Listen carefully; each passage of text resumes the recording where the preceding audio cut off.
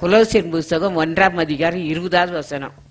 அவர் சிலுவையில் சிந்தின இரத்தத்தினாலே அவர் சிலுவையில் சிந்தின ரத்தத்தினாலே சமாதானத்தை உண்டாக்கி ஆண்டவராகிய இயேசு கிறிஸ்து நமக்கு அடிக்கப்பட்டு நொறுக்கப்பட்டு கைகள் ஆணி கால்கள் ஆணி விழால குத்தப்பட்டு நமக்காக ரத்தத்தை சிந்தினாரு.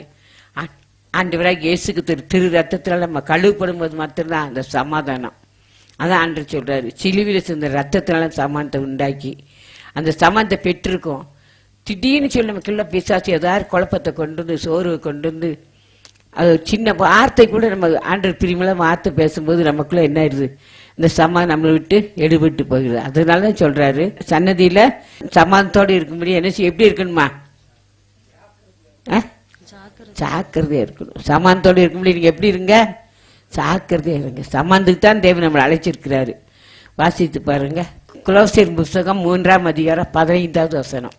தேவ சமாதானம் தேவ சமாதானம் உங்கள் இருதயங்களில் ஆழக்கடவது. இவங்க தேவ சமாதானங்கள் இருதயங்களை ஆழக்கடவது. இதற்கென்றே நீங்கள் ஒரே சரீரமாக அழைக்கப்பட்டிருக்கிறீர்கள். இதற்கென்றே நீங்க ஒரே சரீரமாக அழைக்கப்பட்டிருக்கிறீர்கள். ஆமா, கணவன் மனைவி பாருங்க, அதான் சொல்றாரு. கணவன் மனைவி தான் இந்த வார்த்தை சொல்றாரு. இதற்கென்றே நீங்க ஒரே சரீரமா என்ன செஞ்சிருக்கீங்க, அழைக்கப்பட்டிருக்கீங்க. அந்த சமாதானத்தை என்ன செஞ்சிடக்கூடாது, இழந்துடக்கூடாது. எபேசியர் புஸ்தகம் 4:26.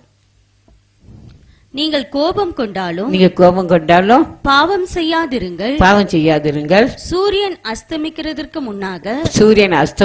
முன்பாக உங்கள் எரிச்சல் தனிய கடவுது. சூரியன் அஸ்தமிக்கிறதுக்குள்ள உங்க குடும்பத்துல என்ன செய்யணும், ஒருத்தருக்கு சமாதானம் ஆயிரணும். அதுக்குதான் சமாதானமா இருக்க முடியும். ஒரே சரீரமா அழைக்கப்பட்டிருக்கீங்க. அந்த சமாதானம் யாரும் நீங்க இழந்து போக கூடாது. கர்த்தருடைய சன்னிதானத்தில் எப்படி இருக்கணுமா, சமாதானத்தோடு அவர் சந்நிதியில் காணப்படும்படி ஜாக்கிரதையா இருங்க. கர்த்தருடைய சன்னிதானத்தில் எப்படி காணப்படும், நம்ம சமாதானத்தோடு இருந்தா தான் பரலோகத்துக்கு நம்ம போக முடியும். ஆண்டவரை கேட்கணும், ஆண்டவர் இந்த சமாதானத்தை எனக்கு கொடுங்கப்பா.